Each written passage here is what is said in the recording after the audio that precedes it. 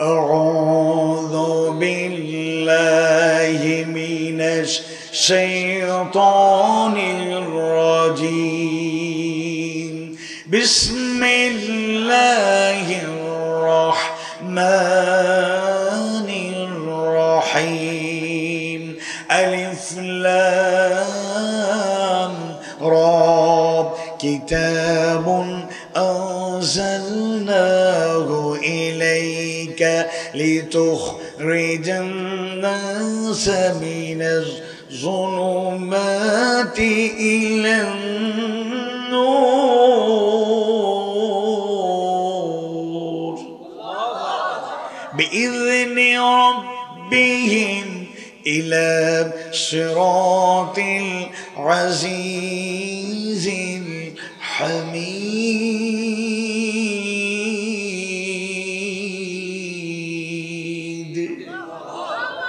14 নম্বর সূরা ইব্রাহিমের প্রথম আয়াতে কারিমা আল্লাহ তাআলা বলছেন আলিফ লাম রা এই কিতাব যা আমি তোমার প্রতি নাজিল করেছি সুবহানাল্লাহ যাতে তুমি মানুষকে তাদের রবের অনুমতিক্রমে অন্ধকার থেকে আলোর পথে বের করে আনতে পারো আল্লাহু আকবার পরাক্রমশালী সর্বপ্রশংসিতের পথের দিকে সুবহানাল্লাহ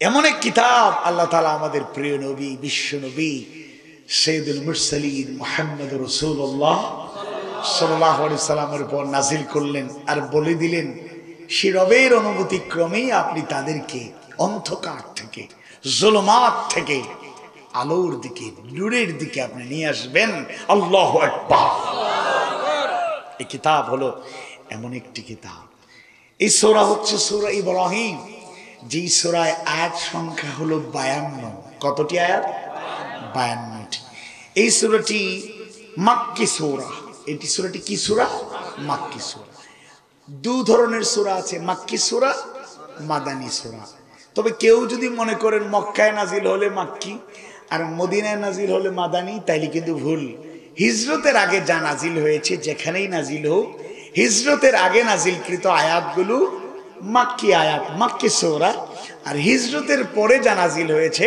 তা হলো মাদানী আয়াত মাদানী সূরা আল্লাহু আকবার তাহলে আমরা মাক্কি সূরা থেকে আলোচনা করছি যে সূরা শুরুতে রিসালাত নবুয়ত এবং এসবের কিছু বৈশিষ্ট্য আলোকপাত করা হয়েছে সুবহানাল্লাহি ওয়া বিহামদিহি সুবহানাল্লাহিল আযীম সূরা ইব্রাহিমের প্রথম আয়াত কারিমায় আল্লাহ সুবহানাহু ওয়া তাআলা যেই নির্দেশনা জানানোর চেষ্টা করলেন এরকম আরো বর্ণনা কোরআনুল কারীমের অন্য আয়াতেও পাওয়া যায় সূরা হাদীদের 9 নম্বর আয়াতে কারিমায় আল্লাহ সুবহানাহু ওয়া তাআলা জানায় দেন হুয়াল্লাযী ইউনাজ্জিলু আলা আবদিহি আয়াতিন বাইয়িনাতিন লিইখরিজাকুম মিনাজ যুলুমাতি ইলান নূর অর্থাৎ তিনি তার বান্দার প্রতি সুস্পষ্ট আয়াত সমূহ অবতীর্ণ করেন তোমাদেরকে সমস্ত প্রকার অন্ধকার হতে আলোর দিকে নিয়ে আসার জন্য আল্লাহু আকবার তাহলে একটা আয়াতে শুধু অন্ধকার থেকে আলোর প্রতি নিয়ে আসার কথা বলেন নেই আরো আয়াতে আছে সূরা বাকারার 257 নম্বর আয়াতে কারিমা আল্লাহ তাআলা জানায় দেন আল্লাহু ওয়ালিয়ুল্লাযীনা আমানু يخرجهم من الظلمات إلى النور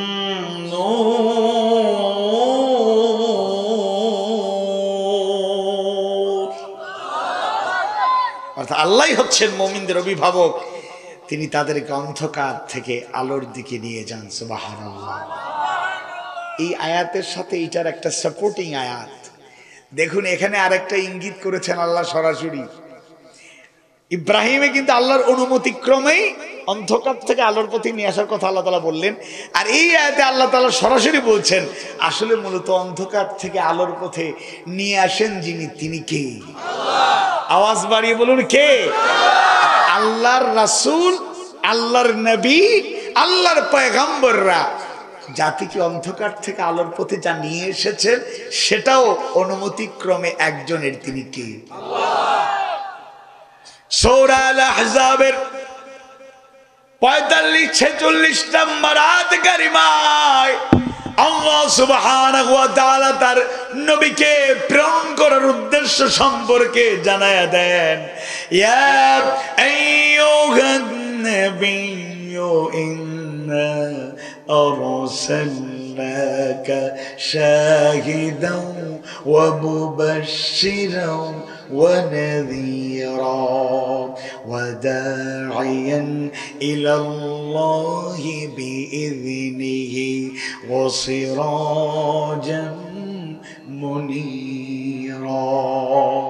হে নবী, আমি আপনাকে প্রেরণ করেছি শাহিদান, সাক্ষী হিসাবে, ওয়া মুবাশশিরান, সুসংবাদদাতা হিসাবে, ওয়া নাযীরা, সতর্ককারী হিসাবে, ওয়া দাঈয়ান ইলাল্লাহি বিইযনি, আর আল্লাহর অনুমতিক্রমে, তোমার রবের অনুমতিক্রমে তার দিকে আহ্বানকারী হিসাবে, ওয়া সিরাজাম মুনীরা, আর আলোকোজ্জ্বল প্রদীপ হিসাবে, যে প্রদীপ থেকে আলো ছড়িয়ে পড়ে। সুবহানাল্লাহ। তাইলে মূলত এখন প্রমাণিত যে অন্ধকার থেকে আলোর পথে নিয়ে আসেন মাধ্যম হিসেবে নবী রাসূলরা এই কাজটি করেছেন। আর মূলত যিনি হেদায়েতের মালিক, আলোর পথের দিশা দেওয়ার মালিক, আওয়াজ বাড়িয়ে বলুন তো তিনি কে? আওয়াজ বাড়িয়ে বলুন তিনি কে? বর্তমান যুগে এবং কিয়ামত পর্যন্ত নবী রাসূলের রেখে যাওয়া এই দাওয়াতি কাজটা, এই মিশনটা, ভিশনটা বাস্তবায়ন করবেন যারা, তারা হলেন উলামায়ে কেরাম। আল উলামাউ ওয়ারাসাতুল আম্বিয়া, আলেমগণ নবী রাসূলের ওয়ারিস, উত্তরাধিকারী। কিন্তু আমাদের মাঝে এরকম নামধারী লেবাসধারী ঘাপটি মেরে বসে থাকা এমন কিছু পীর নামক লোকের জন্ম হয়ে গিয়েছে, বা এমন কিছু আলেম নামধারী লোকের জন্ম হয়ে গিয়েছে, এমন কিছু বুজুর্গ লোকদের আবির্ভাব হয়ে গিয়েছে, এমন কিছু ন্যায়ের পথের ধারক বাহকের আবিষ্কার হয়ে গিয়েছে, তাদের অ্যাটিটিউড, তাদের আচরণ, তাদের বিহেভ, তাদের মুআমালাত, তাদের কথাবার্তা, উঠা বসা দেখলে মনে হয় তারাই জান্নাতের সার্টিফিকেট দিয়ে দেয়। আছে না নাই? আওয়াজ বের আছে না নাই? আবার বাংলাদেশের নামদারি লেবাসদারি এক আলেম তো আমাদের এক প্রাইম মিনিস্টারকেও জান্নাতি ঘোষণা দিয়ে দিচ্ছে। কোন মুমিনকে জান্নাতের সার্টিফিকেট দিতে পারে? নিজেরই খবর নাই, নফসি নফসি করব। আমি কি গ্যারান্টি দিয়ে বলতে পারি আমার অবস্থা কি হবে? আমরা চেষ্টা করছি, জাহান্নামের আগুন থেকে বাঁচতে চাই, কিন্তু গ্যারান্টি দিয়ে কেউ কি বলতে পারবো আমি জান্নাতি, অমুক জান্নাতি, তমুক জান্নাতি? এই ইখতিয়ার কাউকে দেয়া হয়েছে? খবরদার। আর এইরকম অন্ধকার থেকে আলোর পথে নিয়ে আসার গ্যারান্টি, ওয়ারেন্টি যারা দেয়, ট্রাকের পিছনে লেখা থাকে 100 হাত দূরে থাকুন। আমি আজকে আমাদের তোলাচড়াবাসীরে বলে যাই, এরকম লোক যেই দরবারে, যেই খানকায়, যেই জায়গায় গেলে আপনাদের গ্যারেন্টি দিয়ে হেদায়েত পাইতে চাও, সমস্যা সমাধান করতে চাও, অমুক বাবার দরবারে চলে যাও। আমি আপনাদের বলবো অন্তত পক্ষে 1000 হাত দূরে থাকুন। কত হাজার হাত? অন্তত ধারে কাছ দিয়ে যাচ্ছেন, সাথে রাতে গুনে গুনে দূরে সরে যান। কারণ এরা আলোর পথ দেখাবে না, বরং আলো যা আছে এটা নিভাইয়া অন্ধকারের দিকে ঠেল্লা দিবে। বলেন ঠিক কিনা? নতুন সংসদে একজন লেবাসধারী লোক গিয়েছেন, আমার অঞ্চলের লোক, তোরই বড় বড় বক্তৃতা দিয়েছেন। মানে বক্তৃতা মনে হচ্ছে ইসলাম কায়েম শীঘ্রই হয়ে যাচ্ছে। আমি একটা বক্তব্য দিয়েছিলাম নির্বাচনের পরে, আমার বিরুদ্ধে ওই সাগরেদরা কি যে খেপা, পাইলে যে কি করবে আমায়, মানে অবস্থা খুবই খারাপ। যখন দেখলাম বেশি থ্রেট হয়ে যাচ্ছে, তখন আমি বলবো ভাই মামলার ভয় কারে দেখান, মামলা তো বহুত খাইছি, সংখ্যাটা বলতেছি না, ভয় পাবেন। জেলের ভয় দেখায়, কারে দেখান, মাত্র 3 বার জেল খাটছি। যারা আল্লাহর জন্য জীবনটা হাসি মুখে বিলায় দিতে চায়, তাদেরকে এইসব মিথ্যা মামলা, কারাগার, হুমকি ধমকি, আঘাত, নির্যাতন করে তাদের ঈমানকে দুর্বল করে দেওয়া যায় না। হক পথ থেকে সরানো যায় নাই, হক পথ থেকে সরানো যায় নাই, কিয়ামত পর্যন্ত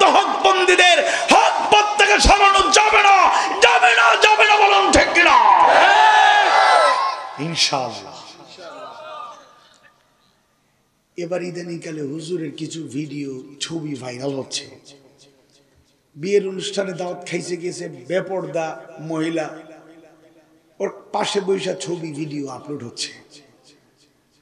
আত্মীয় হোক আর অনাত্মীয় হোক, শুধু আলেম কেন, প্রকৃত মুসলমান কোন ব্যক্তি বেপর্দা এইসব অনুষ্ঠানে আর বেপর্দার সাথে এরকম কখনোই পিকচার তোলা, ছবি তোলা, ভিডিও করা, তাদের সাথে সাক্ষাৎ করা কখনোই বৈধ মনে করে না।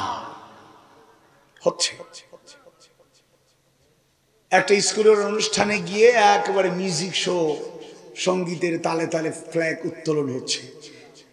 ফ্ল্যাগ উত্তোলন হবে, জাতীয় সঙ্গীত কি মিউজিক ছাড়া গাওয়া যায় না? বলেন না, গাওয়া যায় না? যারা মিউজিক শো গায় গাক, কিন্তু আপনি তো আলেম, আবার আপনি মেম্বার অফ পার্লামেন্ট, আপনার কত পাওয়ার, গ্রামের একটা ওয়ার্ডের মেম্বার পাওয়ার দেখলেই তো আমরা অবাক হয়ে যাই।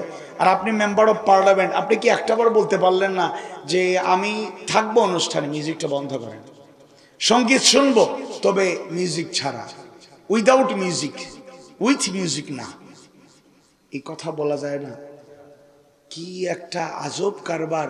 ইসলাম কায়েম করতে গিয়ে উনি নিজেই তো ইসলাম থেকে সরে যাচ্ছে। আওয়াজ বাড়ি বলুন ঠিক কিনা? একজনের নামে কথা বলে একজন না, এরকম ঘাপটি মেয়েরা বসে থাকার লোক নোয়াখালীতে আছে না? নোয়াখালীতে নাই?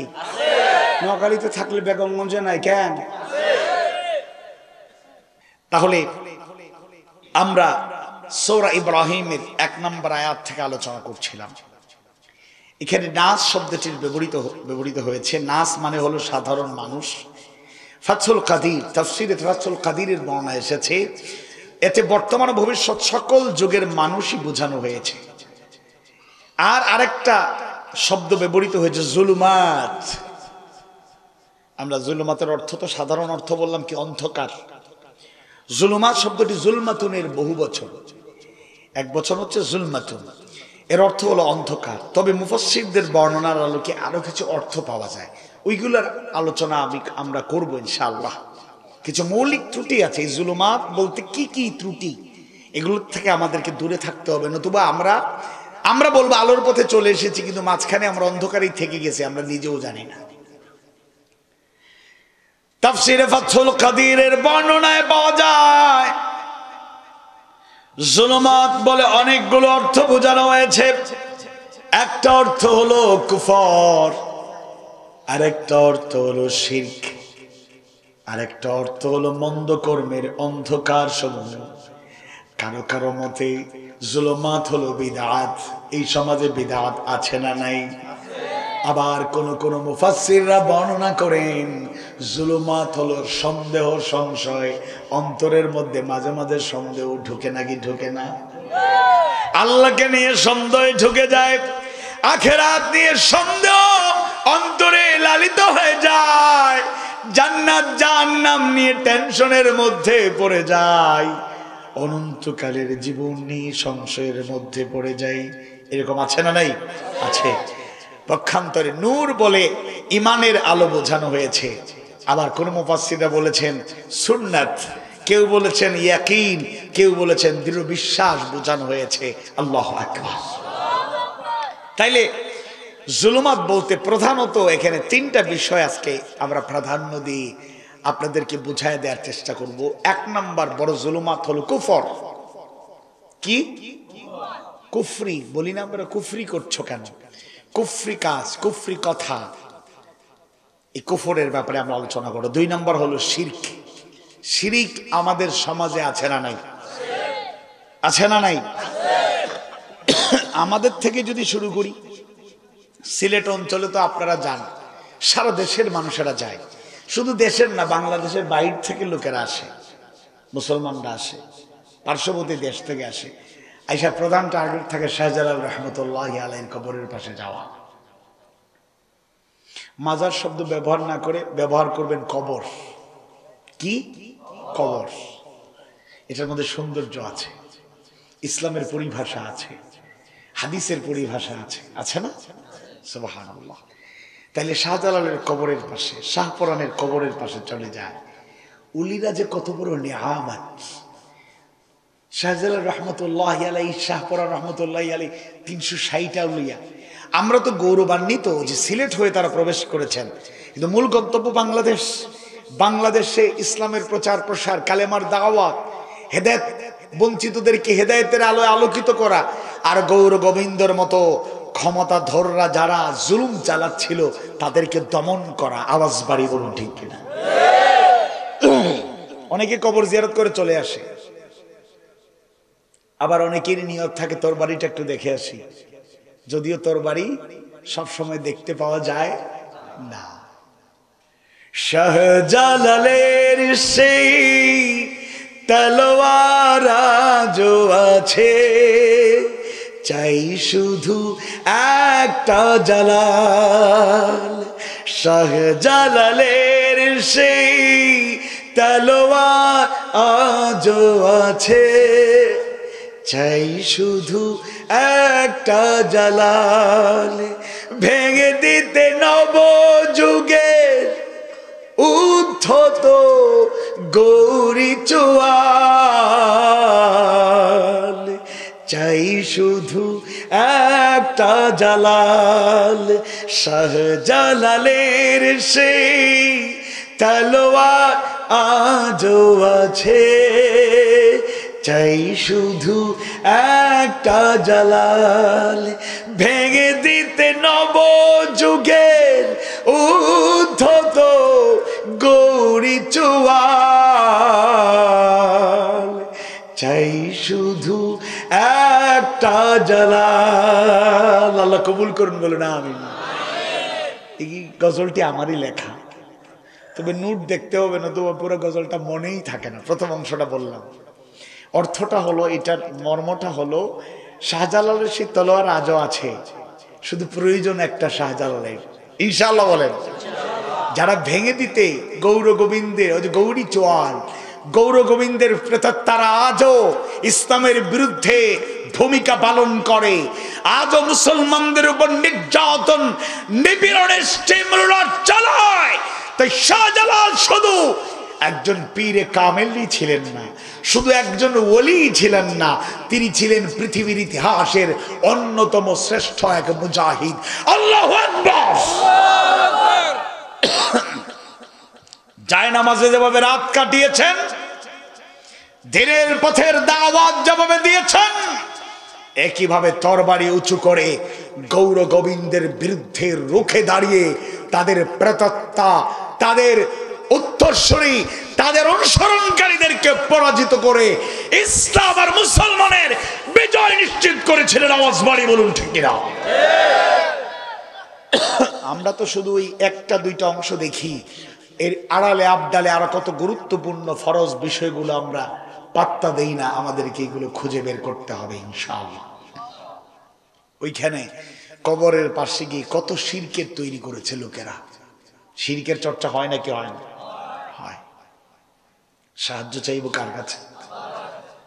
ইয়া আইয়ুহাল্লাযীনা আমানুস্তাঈনু বিস-সাবরি ওয়াস-সালাহ ইন্নাল্লাহা মা'আস-সাবিরিন। হে ইমানদারগণ, তোমরা যারা ঈমান এনেছো, আমার পক্ষ থেকে সাহায্য পেতে চাও, গ্রহণ করো বিস-সাবরি ওয়াস-সালাহ, সবর এবং সালাতের মাধ্যমে। ইন্নাল্লাহা মা'আস-সাবিরিন। নিশ্চয় আল্লাহ সবর গুজার ধৈর্যশীলদের সাথে আছেন। আল্লাহু আকবার। সুতরাং সবর করব, সালাতের সাথে সম্পর্ক রাখবো, সাহায্য চাইবো কার কাছে? আল্লাহর কাছে। এই দুইটা গুণে গুণান্বিত থেকে যদি সাহায্য চান, সাহায্য পেয়ে যাবেন, দ্বিধা সংশয়ের কোনো কারণ নেই ইনশাআল্লাহ। তাইলে কষ্ট করে ওলিদের কবরের পাশে গিয়ে জিয়ারত করেন, এটা ভালো কাজ, এটা মন্দ কাজ নয়, সুন্নাহ কাজ, এটা ভালো কাজ, কিন্তু কখনোই কখনোই শিরক করা যাবে না। তাহলে এক নম্বরে হলো জুলুমাত, তাফসীরে ফাতহুল কাদির থেকে বলছি, অন্যান্য তাফসীর গ্রন্থ অনেক বর্ণনায় এগুলো আছে। এক নম্বর হলো কুফর। কুফর কুফর যদি সহজভাবে আমরা বলি তাহলে এই শব্দটি অবিশ্বাস, অস্বীকার, অকৃতজ্ঞতা বিভিন্ন অর্থে ব্যবহৃত হয়ে থাকে। আর শব্দটির আসলে মূল অর্থ হলো আবৃত করা, ঢেকে রাখা। কি করা? ঢেকে রাখা। আবার কেউ বলেছেন গোপন করা, গোপন করা। একজন প্রখ্যাত ভাষাবিদ, অভিধান প্রণেতা আবুল হোসেন আহমদ ইবনে ফারিস তিনি বলেন যে কাফ রা ফা 3 অক্ষরের ক্রিয়ামূলটি একটি বিশুদ্ধ অর্থ প্রকাশ করে, তা হলো আবৃত করা বা গোপন করা। কোনো ব্যক্তি যদি তার পরিহিত বর্মকে তার কাপড় দিয়ে আবৃত করেন তবে বলা হয় তিনি তার বর্ম কুফর করেছেন, মানে ঢেকে রেখেছেন, আগলে রেখেছেন। চাষিকে কাফির বলা হয়। চাষিকে কি বলা হয়? ওই কাফির বলতে ইমান হারা কাফের না, কারণ তারা কি করেন? বীজকে লুকিয়ে রাখেন, জমিনের নিচে লুকিয়ে রাখেন না, আবৃত করেন। সুবহানাল্লাহ বলেন। তাই তাদেরকেও কাফের বলা হয়। অর্থাৎ সত্য জানার পর, দিন জানার পর, আল্লাহকে চেনার পর, রাসূলকে চেনার পর, আল্লাহ তার রাসূলের বাণী নির্দেশনা পাওয়ার পর যারা আবৃত করে রাখে, গোপন করে রাখে, প্রকাশ করে না, কিংবা অস্বীকার করে, কিংবা অকৃতজ্ঞতা প্রকাশ করে, কিংবা অবিশ্বাস করে, তারা কাফের। তারা কি? আওয়াজ বাড়ি বল, তারা কি? আল্লাহ তাআলা নির্ধারিত দিন দিয়ে দিয়েছেন। এই দিনকে বার করে অন্য কোন দিনের পেছনে ছোটা যাবে না, তাহলে কুফরি হয়ে যাবে, আল্লাহর দিনকে অস্বীকার করা হয়ে যাবে। আল্লাহ তাআলা জানায় দেন, ইন্নাদ-দীনা ইনদাল্লাহিল ইসলাম, নিশ্চয়ই আল্লাহর নিকট মনোনীত জীবন ব্যবস্থার নাম হলো, আওয়াজ বাড়ি বলেন, জীবন ব্যবস্থার নাম কি? আরো আসতে বলুন, নাম কি? ইসলাম পাওয়ার পরে অন্য কোন আদর্শ মানা যাবে? মানলে কি হবে? আল্লাহ তাআলা জানায় দেন, ওয়া মান ইয়াবতাগি গায়রাল ইসলামি দীনান ফালান ইউকবালা মিনহু ওয়া হুয়া ফিল আখিরাতি মিনাল খাসিরিন।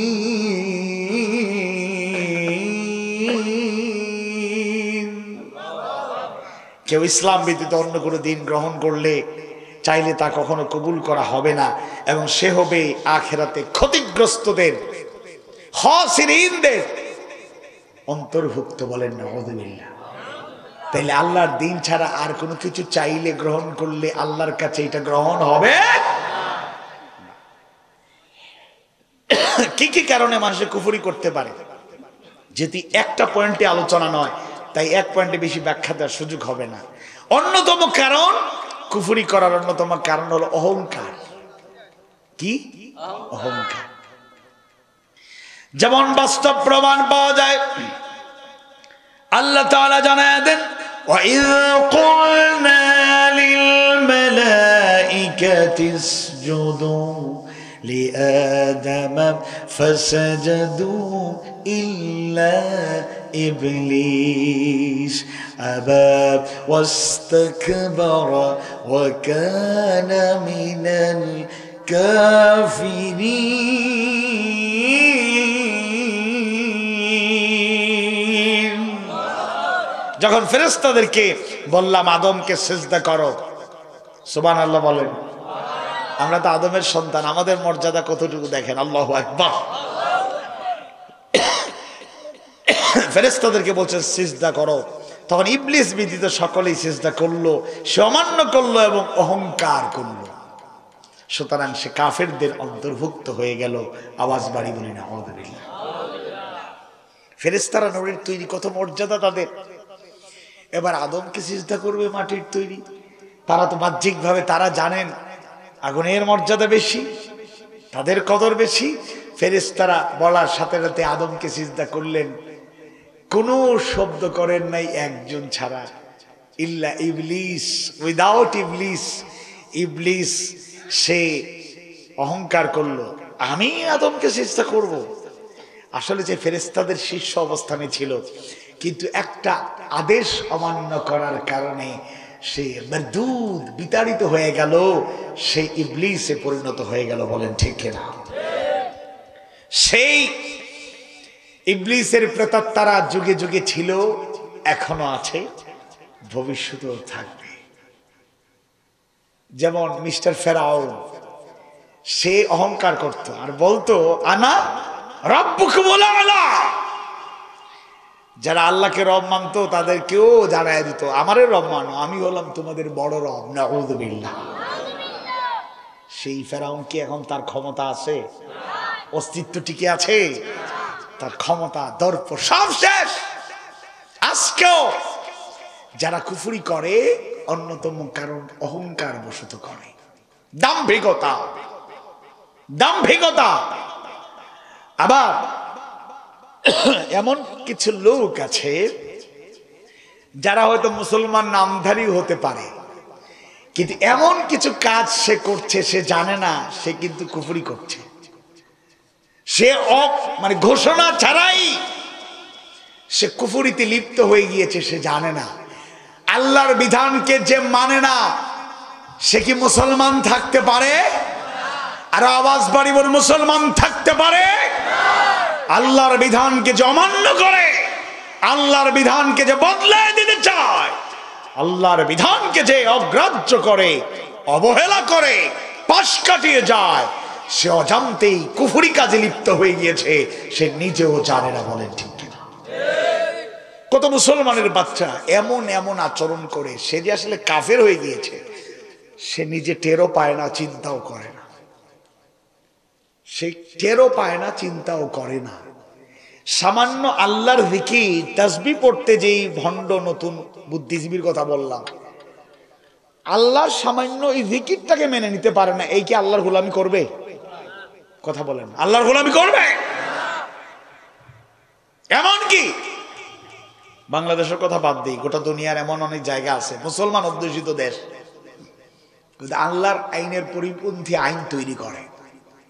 একটা কথা বলি, বাংলাদেশে যদি বলি, যেহেতু নতুন করে সংসদ আবার চালু হয়েছে, নতুন উদ্দীপনায়, চাইলে আন্তরিকতা থাকলে আইনটা বাতিল করা সম্ভব নাকি সম্ভব না? এখন কইবা হুজুর কি তা আইন আগে হুক্কা দেখি, আমরা সাপোর্ট করতাম নি না, আমরাও জেলে যাইতাম। আল্লাহর জন্য জেলে গেলে কি কোন সমস্যা? সবাই বলে না রে। আল্লাহর জন্য মরে গেলে সফলতা না ব্যর্থতা? ইনশাআল্লাহ মরতে হবে, একদিন মরণ আসবে। আপনি আরাম করে সুন্নতি কায়দায় আল্লাহুম্মা বিইসমিকা আমুতু ওয়া আহইয়া দোয়া যে কি পড়তেছেন সেটাও নিজেও বুঝেন না, এই জন্য সমস্যা। আল্লাহর নামেই তো সবকিছু। শুয়ে গেলাম, ফজরের সময় এসে ডাকবেন সবাই, সবাইকে আপনি ডাকেন, কিন্তু একদিন আপনি ডাকবেন না, আপনাকে সবাই ডাকবে। কোনো সারা শব্দ নাই, শরীরে টাচ করে দেখবে শীতল হয়ে গিয়েছে। মাইকে ঘোষণা হবে ফজরের নামাজের পরে, ইন্না লিল্লাহি ওয়া ইন্না ইলাইহি রাজিউন। আল্লাহ আল্লাহ। তবে ভালো একটা মৃত্যু, এটাও সফলতা। আল্লাহ তুমি আমাদেরকে কালেমার সাথে মউত দিও, ইমানের সাথে মউত দিও, মাউতের সর্বোচ্চ মর্যাদা শাহাদাতের মাউত তুমি আমাদেরকে দিও। আমিন বলেন, আওয়াজ বাড়ি বলেন আমিন। উত্তরবঙ্গে এক লোক মাহফিলের পরে আমি বিদায় নেব, দোয়াও শেষ, হুজুর আমার জন্য স্পেশাল একটু দোয়া করবেন তো। আমি বললাম স্পেশাল দোয়া মানে দোয়া তো শেষ, আচ্ছা বলেন, করবো ইনশাল্লাহ, পরবর্তীতে ব্যক্তিগতভাবে করব, বলেন। তিনি বলেন হুজুর হজ তো আমার আগে অনেক আগে ফরজ হয়েছে, তাইলে সমস্যা, অসুস্থ যাইতে পারেন না, কোন প্রবলেম? না কোন প্রবলেম নেই, বদলি হজ অনেক করাইছি, টাকা আল্লাহ আমাকে দিয়েছেন আলহামদুলিল্লাহ, কিন্তু একটু ভয় লাগে, লক্ষ লক্ষ মানুষ গেলে যদি মরে যায়। কথা বলেন। অথচ হাজিরা যারা যায়, উমরা করতে যারা যায়, এমন ভাবে বিদায় নিয়ে যায়, মনে হয় সেই জন্য কামনাই করে অনেকে, আল্লাহ আল্লাহর বাড়িতে, তোমার ঘরে বায়তুল্লাহ মৃত্যু দিও, কামনা করে না? সফলতা না ব্যর্থতা? মাউত যদি আসে ওই বায়তুল্লাহর চত্বরেও আসতে পারে, আবার বিছানায় আরাম করে লুকিয়ে থাকলেও আসতে পারে। আওয়াজ বাড়িয়ে বলুন ঠিক কিনা? আমরা তো সফর করি, আমাদের হুমকি দিলেও আল্লাহ ভরসা, পুরো প্রোটেকশন আমরা ইউজ করি না, বাহিনী নাই, আল্লাহর উপরে ভরসা। আর যাদের যত ক্ষমতা তাদের প্রোটেকশনের চুটে যখন ওই এলাকায় আসবেন, আজকে আমাদের গাড়ি বলতেছে ওই রোডে যাবে না, ওই রোডে যাবে কেন, যে ওই রোডে অমুক আসতেছেন, মানে ওনারা আসার আগেই 5-10 কিলোমিটার জায়গা দখল, এদিকে আর ঢোকা যায় না। বলেন ঠিক কিনা? নিরাপত্তা নিরাপত্তা নিরাপত্তা। কিন্তু যেদিন ডাক আসবে, আপনি তো সিদ্ধান্ত দিয়া, মিথ্যা মামলা দিয়া, সাজাইয়া গুছাইয়া, সাক্ষী 5 কিলোমিটার দূর থেকে অমাবস্যার রাতে দেখতেছে কে কারে মার্ডার করে। কত কিলোমিটার? অমাবস্যার রাতে 5 হাত দূর থেকে দেখা যায় না কি হয়, 5 কিলোমিটার দূর থেকে দেখে আমি দেখছি অমুক এই দিয়ে আঘাত করিয়া দুনিয়ার থেকে সরাইয়া দিয়েছে। যাই হোক, তো ফাঁসি তো দিলেন, মারলেন, সাজা দিলেন, কত ভালো। তারে মারলেন আপনি, আপনার কি মরণ আসবে নাকি আসবে না? ওই সুরক্ষিত দেয়ালের ভেতরেই রাত পোহালে শোনা যাবে অমুক আর নেই, ইন্নালিল্লাহ পড়ার লোক তো নাও পাওয়া যাইতে পারে। আওয়াজ বাড়িয়ে বলুন ঠিক কিনা? So be careful. মৃত্যুর প্রস্তুতি নিয়ে থাকবেন, মৃত্যুকে আর ভয় পাওয়া যাবে না। Life is one time. বীর মুজাহিদ যারা, আল্লাহর পথের পথিক যারা, এরা দুনিয়ার জীবনে একবার বিদায় নেয়, একবার ইন্তেকাল করে, একবার মওত তাদের সাথে আলিঙ্গন করে। আর যারা ভীরু, কাপুরুষ, মুনাফিক, দুর্বল চিত্তের লোক, এরা মরার আগে 100 বার মরে যায়। বলেন ঠিক কিনা? খালি টেনশন, খালি টেনশন, খালি টেনশন। কিসের তো ভয়, কিসের তো দ্বিধা? তবে যারা কুফরি করে, আল্লাহর বিধানকে পাশ কাটিয়ে নিজের বানানো আইনকে প্রতিষ্ঠা করতে চায়, একদিন তাদের খবর হবে, ওই দিন আফসোস করলেও কোনো ফায়দা হবে না। যারা আল্লাহ দ্রোহিতা করে, আল্লাহর বিধানের উল্টো আইন প্রণয়ন করে, এরা অজান্তেই কুফরি করে বসেছে, কিংবা জেনে বুঝে কুফরি করে বসেছে, এরা নিজেও জানে না। বলেন ঠিক কিনা? আল্লাহ না করুক, আল্লাহ না করুক, আল্লাহ না করুক, সামনে আরো কত অধপতন নেমে আসবে আমরা জানি না। কারণ নীতি নৈতিকতা সম্পন্ন মানুষেরা নেতৃত্বে না থাকলে জাতি অন্ধকার ছাড়া আলো দেখার কোনো উপায় নাই।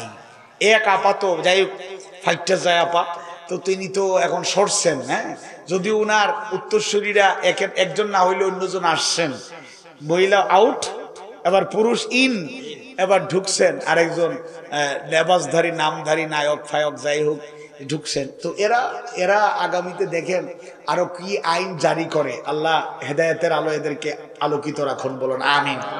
আওয়াজ বাড়ি বলুন আমিন। আপনাদের কষ্ট হচ্ছে? আর মাত্র 2টা পয়েন্ট শুনবেন তো ইনশাআল্লাহ? তাইলে এই পয়েন্টটা শেষ করি।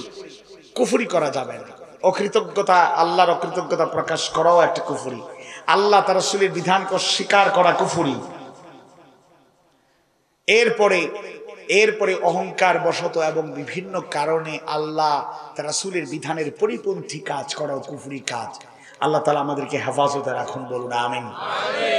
এরপরে হলো শিরক। শিরক অল্প একটু বলেছি। আনাস বিন মালিক রাদিয়াল্লাহু আনহু থেকে বর্ণিত সে হাদিসটা আমরা জানি। রাসূলুল্লাহ সাল্লাল্লাহু আলাইহি ওয়াসাল্লাম বলেছেন, আকবারুল কাবাইরি আল ইশরাকু বিল্লাহ। বলেন নাউযুবিল্লাহ। যে বড় কবিরা গুনার মধ্যে বড় কবিরা গুনাহ হলো, কবিরা গুনাহগুলোর মধ্যে বড় কবিরা গুনাহ হলো 1 নম্বরে আল্লাহর সাথে শিরিক করা। আল্লাহর সাথে শিরিক করা। ওয়া কাতলুন নাফস, মানুষকে হত্যা করা। মানুষকে হত্যা করার কাজ এই সমাজে আছে না নাই? আওয়াজ বাড়ি বলুন আছে না নাই? ওয়া উকুকুল ওয়ালিদাইন, পিতামাতার অবাধ্যতা করা আছে না নাই? বাড়ছে না কমছে? বাড়ছে। ওয়া কাউলুজ জুর, মিথ্যা কথা বলা। আও কালা ওয়া শাহাদাতুল জুর, আর হলো মিথ্যা কথা বলা বা মিথ্যা সাক্ষ্য দেওয়া আছে না নাই? আছে। তাহলে আকবারুল কাবাইর, কবিরা গুনার মধ্যে বড় গুনাহ 1 নম্বরে শিরক। 1 নম্বরে কি? 2 নম্বরে মার্ডার, হত্যা, মানুষকে হত্যা করা। 3 নম্বরে মাতা পিতার অবাধ্য হওয়া। আজকে অবাধ্যতা বাড়ছে না কমছে? বাড়ছে। এরপরে হলো মিথ্যা কথা বলা বা মিথ্যা সাক্ষ্য দেওয়া। একটু আগেই কথা প্রসঙ্গে হাদিসের একটু আংশিক চলে এসেছে। তাহলে 1 নম্বর কবিরা গুনাহ হলো, বড় কবিরা গুনাহ হলো শিরিক। আল্লাহর সাথে কাউকে শিরিক করা যাবে? শরীক করা যাবে? যাবে না। 2 নম্বরে যেহেতু প্রসঙ্গক্রমে হাদিসটা আসলো, আল্লাহর ওয়াস্তে খুনাখুনিটা যেন সমাজ থেকে চলে যায়। খুনাখুনি দিন দিন বাড়ছে, মানুষের নিরাপত্তা নাই, ঠুনকু কারণে মানুষ মানুষকে হত্যা করে। কেউ যদি প্রশ্ন করে এখন বাংলাদেশে সবচেয়ে সস্তা জিনিস কি, বলে মানুষ, মানুষের জীবন। আওয়াজ বাড়ি বলুন ঠিক কিনা? যখন তখন হত্যা, মার্ডার, খুনাখুনি, পরিবারে পরিবারে দ্বন্দ্ব, এক ভাই আরেক ভাইকে হত্যা করছে। বাবা সন্তানকে হত্যা করে ফেলছে, সন্তান বাবাকে হত্যা করে ফেলছে। অন্যান্য শত্রুতা এটা তো দূরের কথা, একেবারে ঘরের মধ্যে তুলকালাম হয়ে যাচ্ছে। বৈশ্বিক স্বার্থ, দুনিয়ার স্বার্থ সিদ্ধি। আল্লাহ আমাদেরকে এগুলোর থেকে হেফাজত করুন, বলুন আমিন। মা বাবার অবাধ্য হওয়া যাবে? অবাধ্য হওয়া যাবে? যাবে না। মিথ্যা কথা বলা যাবে না এবং মিথ্যা সাক্ষীও দেওয়া যাবে না। আল্লাহ তাআলা শিরকের ব্যাপারে সতর্কবার্তা জানিয়ে দিচ্ছেন। ইন্নাল্লাহা লা ইয়াগফিরু আন ইউশরাকা বিহি ওয়া ইয়াগফিরু মা দুনা যালিকা লিমান ইয়াশা ومن يشرك بالله فقد افترى إثما عظيما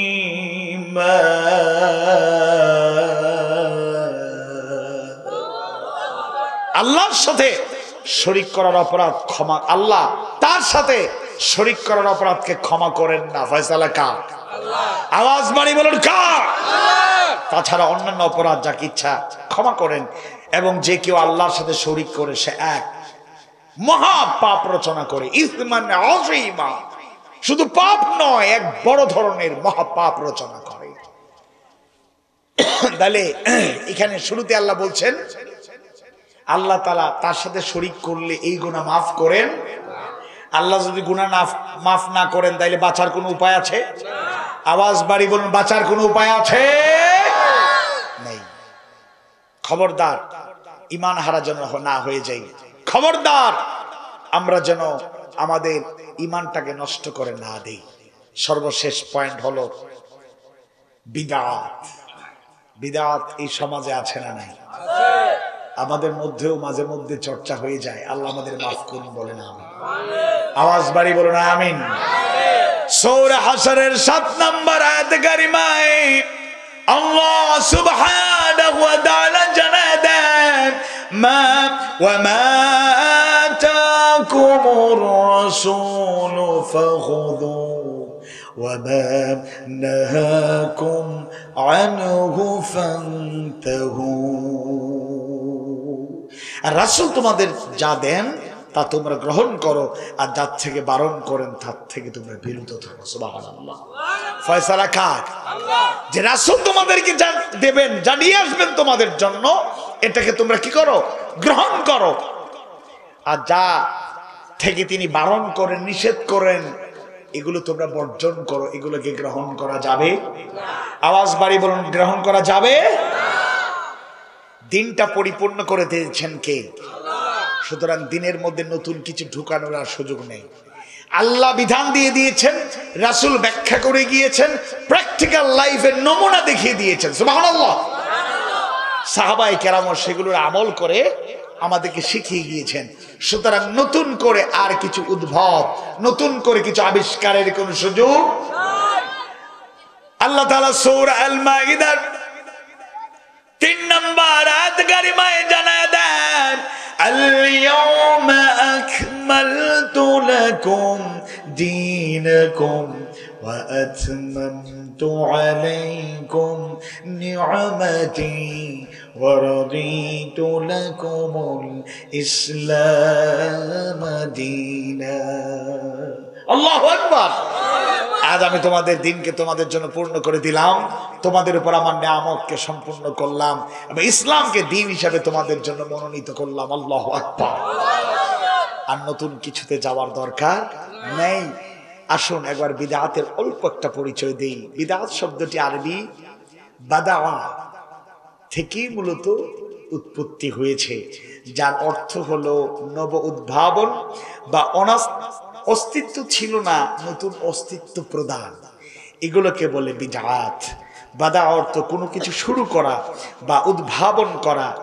আকাশমণ্ডলী পৃথিবীর বাদিয়া মানে উদ্ভাবক হচ্ছেন যিনি, তিনি কে? আওয়াজ বাড়িয়ে বলুন কে? আচ্ছা, এবার দেখুন ওয়াল বিদআ আর বিদআত হলো আল হাদাসু ফিদ-দীনি বা'দাল ইকমাল। আল বিদআত হলো পূর্ণতার পরে দিনের মধ্যে নতুন করে উদ্ভব করা, নতুন কিছু আবিষ্কার করা। দিনটা তো আল্লাহ পরিপূর্ণ করে দিলেন, রাসূল শিখিয়ে গেলেন, এবার নতুন করে যদি আমরা কিছু আবিষ্কার করার চেষ্টা করি, এটার নাম হলো বিদআত।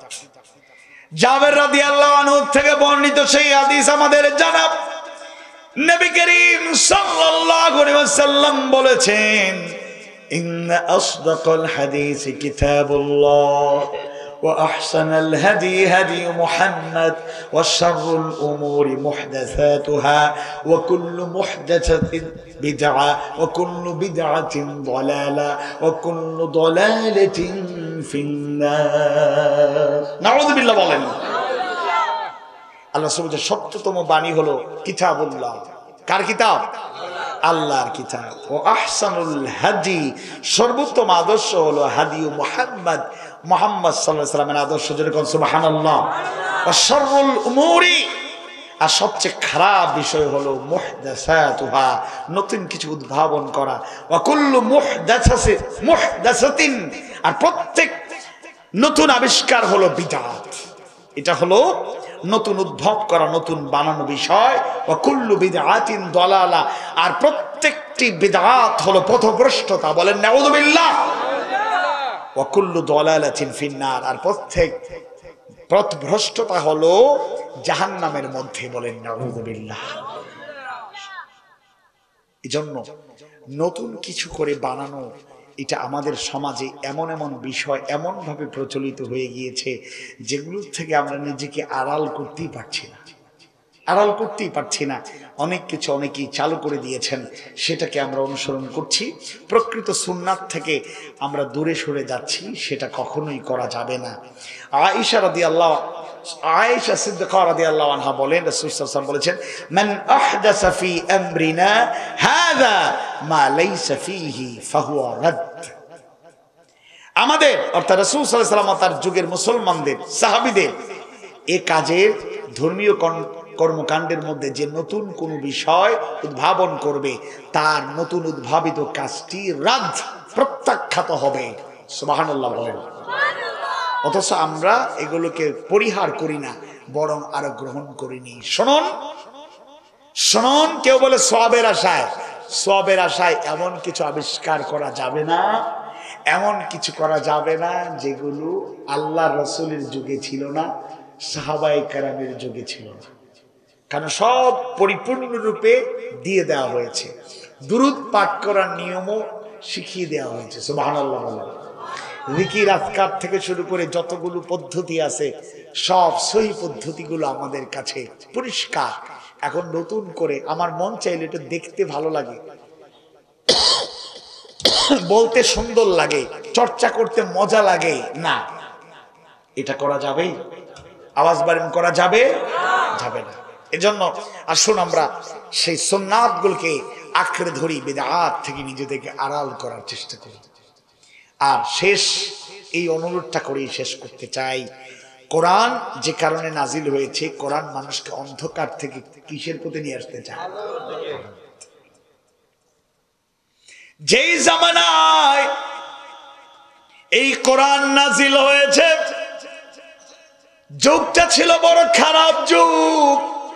মানুষেরা ছিল বড় মন্দ মানুষ, তাদের চরিত্র বলতে কিছু ছিল না, আদর্শ বলতে কিছু ছিল না, নৈতিকতা বোধ বলতে কিছু ছিল না। যারা কাবা ঘর তাওয়াফ করত উলঙ্গ অবস্থায়, নাউযুবিল্লাহ, পর্দা পশিদা ছিল না, সৌন্দর্য ছিল না, সৌন্দর্যের কোনো লেশ মাত্র তাদের মধ্যে ছিল না। সৌন্দর্যের সেই সৌন্দর্যটুকু তারা গ্রহণ করতে পারত না। কথায় কথায় মিথ্যা বলতো, আমানতদারিতা ছিল না, ওয়াদার খেলাফ করতো, ওয়াদা রক্ষা করতো না।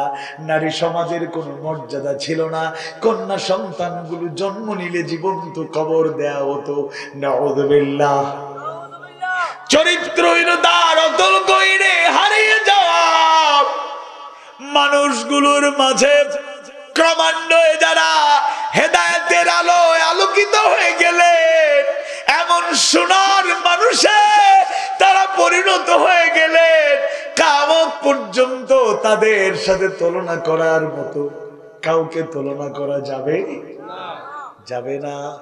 ওমর ইবনুল খাত্তাব রাদিয়াল্লাহু আনহু, যিনি ইসলামের প্রচন্ড বিরোধী ছিলেন, এমনকি আল্লাহর রাসূলের মাথাকে দ্বিখণ্ডিত করার নিয়তে যিনি রওনা হয়েছেন, কিন্তু পথিমধ্যে তাকে হেদায়েতের আলোয় যিনি আলোকিত করলেন, বলুন তো তিনি কে? যে ওমর ইসলামের বিপক্ষে, আল্লাহর গোলামদের বিপক্ষে, আল্লাহর রাসূলের বিরোধিতা পর্যন্ত করেছেন, প্রচন্ড বিরোধী ছিলেন, কিন্তু কোরআন তাদেরকে অন্ধকার থেকে এমন ভাবে বের করে আনলো, আল্লাহ রাসূল তার জবান থেকে বললেন, আনা খাতামুন নবিয়্যিন, আমি শেষ নবী, আমার পরে কোন নবী আসবে না। আমার পরে যদি নবী আসার সুযোগ থাকতো, আমার ওমর নবী হয়ে যেত। সুবহানাল্লাহ। অর্ধেক পৃথিবীর রাষ্ট্রনায়ক ছিলেন, আমিরুল মুমিনিনের ভূমিকা পালন করলেন, দায়িত্ব পালন করলেন। এমন পরিবর্তন, রাষ্ট্রনায়ক হয়ে অর্ধেক পৃথিবীর শাসক হয়ে যিনি শুধু মানুষের অধিকার দিতেই ব্যস্ত ছিলেন না, এই কথা বলেছিলেন, আমার খেলাফতের আমলে, শাসন আমলে, আমার আমির থাকা অবস্থায় আমার রাজ্যে ফুরাতের তীরে যদি একটা কুকুরও না খেয়ে মারা যায়, আমি ওমরকে একদিন আসামির কাঠগড়ায় দাঁড়াতে হবে। সুবহানাল্লাহ। খালিদ বিন ওয়ালিদ উহুদের প্রান্তরে, তখনও তিনি ইসলাম কবুল করেন নাই। আগে থেকেই বীর পুরুষ ছিলেন, রণকৌশলী ছিলেন, পৃথিবীর ইতিহাসের অন্যতম সেনাপতি যোদ্ধা তিনি ছিলেন। কিয়ামত পর্যন্ত এরকম যোদ্ধা আর কেউ তৈরি করবে কিনা, করা যাবে না, এরকম রণকৌশলী সাহসী যোদ্ধা, ইন্টেলেকচুয়ালিটি তার মধ্যে ছিল, সাহস ছিল, হিম্মত ছিল, যার দূরদর্শিতার কারণে, অপরদিকে একটা ছোট্ট গাফলতির কারণে আল্লাহ তাআলা পরীক্ষা করলেন। কিয়ামত পর্যন্ত মুসলমানদের শিক্ষা দিলেন, মুমিন মুমিনাদের জন্য শিক্ষা রেখে গেলেন। আনুগত্যের খেলাফ করলে কিভাবে পতন আসে, সাময়িক পরাজয় আসে। তীরন্দাজ সেই পাদদেশে হযরত জুবায়ের রাদিয়াল্লাহু আনহুর নেতৃত্বে যাদেরকে দেয়া হয়েছিল, 50 জনের মধ্যে 40 জন বিজয়ী হয়েছেন ভেবে গনিমতের মাল সংগ্রহ শুরু করে দিলেন।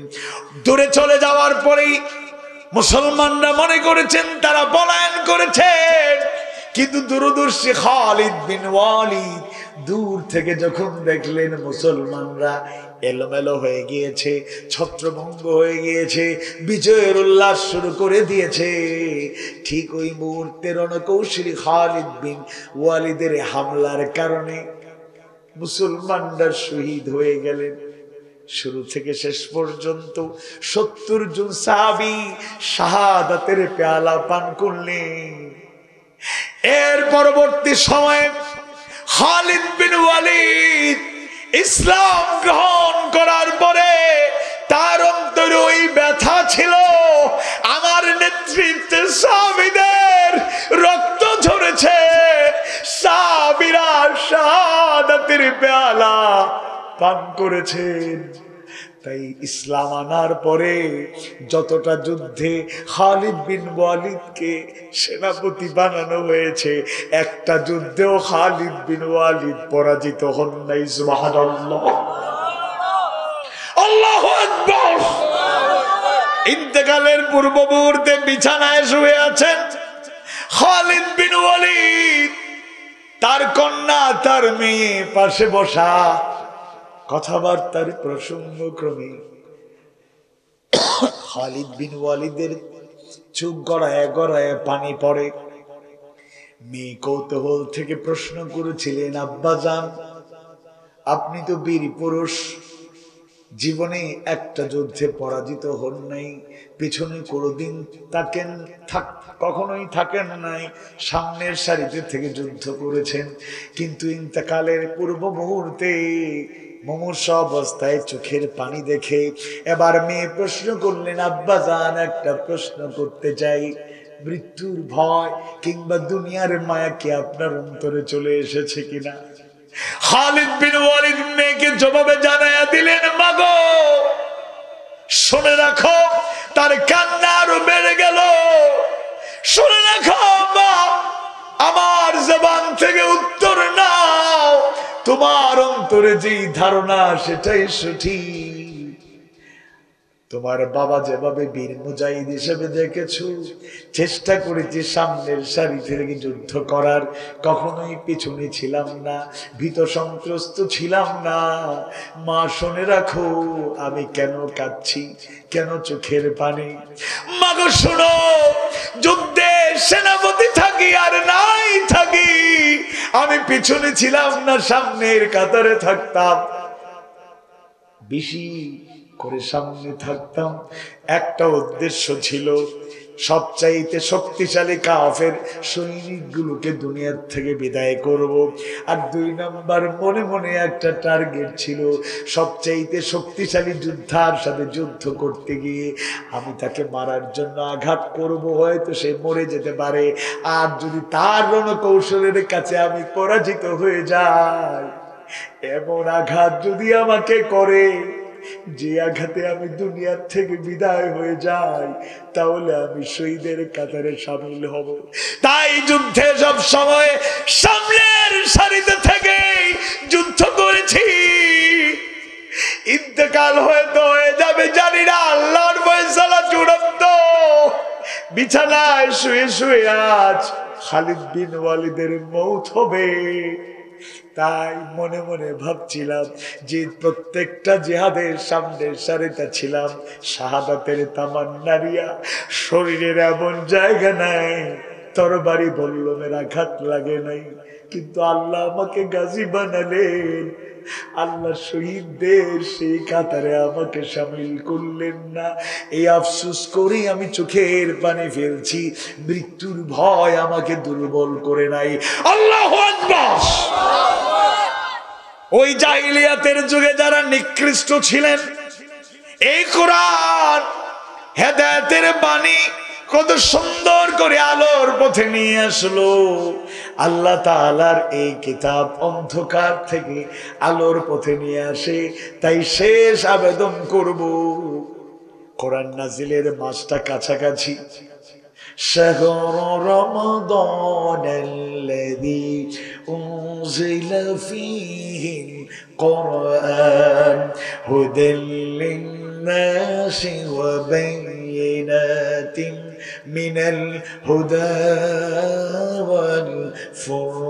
والفرقان الله أكبر। তাই যে কোরআন অন্ধকার থেকে আলোর পথে নিয়ে আসে, কুফর থেকে, শিরিক থেকে, বিদআত থেকে, মন্দ কাজ থেকে, পাপ পঙ্কিলতা সাগর থেকে আমাকে উঠায়া নিয়া আলোর প্রদীপ জ্বালিয়ে আমার জীবনটাকে আলোকোজ্জ্বল করে। তাই বিনয়ের সাথে অনুরোধ করবো, আসুন কোরআন নাজিলের মাস সন্নিকটে, এখনই প্রত্যয় নিই, এখন থেকেই রমাদান পর্যন্ত যদি আল্লাহ হায়াত দেন আলহামদুলিল্লাহ। আমরা তো দোয়া করি, আল্লাহ শিখিয়েছেন 2 মাস আগে থেকে দোয়া করতেন, আল্লাহুম্মা বারিক লানা ফি রাজাব ওয়া শাবান ওয়া বাল্লিগনা রমাদান, আমিন। রমাদান পর্যন্ত হায়াত তো সৌভাগ্যের, কিন্তু হায়াত আল্লাহ যদি দেন অপেক্ষা করে বসে থাকবো না। এখন থেকে, আজকের এই মাহফিল থেকে এখন এই প্রত্যয় নিয়ে যাব কোরআনের সাথে যেন আমরা সম্পর্ক আরো বাড়াতে পারি। তেলাওয়াত ফজিলতের কাজ, কিন্তু শুধুমাত্র পাঠ করার জন্য কোরআন আসে নাই। তেলাওয়াত মানে শুধু পাঠ করা নয়, অধ্যয়ন করতে হবে, অনুবাদ পড়তে হবে, তাফসীর পড়তে হবে, ব্যাখ্যা পড়তে হবে, শিক্ষা জানতে হবে, আমল করতে হবে, এগুলোর প্রচার করতে হবে, জীবনের প্রতিটা ক্ষেত্রে প্রতিষ্ঠার জন্য প্রাণান্তকর প্রচেষ্টা চালাতে হবে। তাহলেই তিলাওয়াতের হক, হাক্কা তিলাওয়াতি, তেলাওয়াতের হক আদায় হবে, কোরআনের হক আদায় হবে। আর চতুর্দিকে আমরা পাতানো ফাঁদের মধ্যে আমরা আছি, শয়তানের ওয়াসওয়াসা, নফসের ধোঁকা, দুনিয়ার লোভ লালসা, চাকচিক্য, মায়ামোহ, অপসংস্কৃতির সাইলা তরুণ প্রজন্মকে শেষ করে দিচ্ছে। চতুর্দিকে হামলা আর হামলা। আসুন কোরআনের কাছে ফিরে আসি, কোরআনের সাথে সম্পর্ক বাড়াই, আল্লাহর সাথে সম্পর্ক বাড়াই, রাসূলের মহব্বতে আরো এগিয়ে আসি, রাসূলের সুন্নাহগুলোকে আঁকড়ে ধরি, বিদআত মুক্ত জীবন গড়ি, শিরিক মুক্ত ঈমানের অধিকারী হই। আল্লাহ সুবহানাহু ওয়া তাআলা সেই তৌফিক দান করুন, আমিন ইয়া রাব্বাল আলামিন। কথাবার্তায় ভুল ত্রুটি হলে আল্লাহ তাআলা ক্ষমা করুন। শিক্ষণীয় যে কথাগুলো বলার চেষ্টা করেছি, আল্লাহ তাআলা আমাকে আমাদেরকে আমলে পরিণত করার তৌফিক দিন। সবাই আওয়াজ বাড়িয়ে বলুন তো আমিন।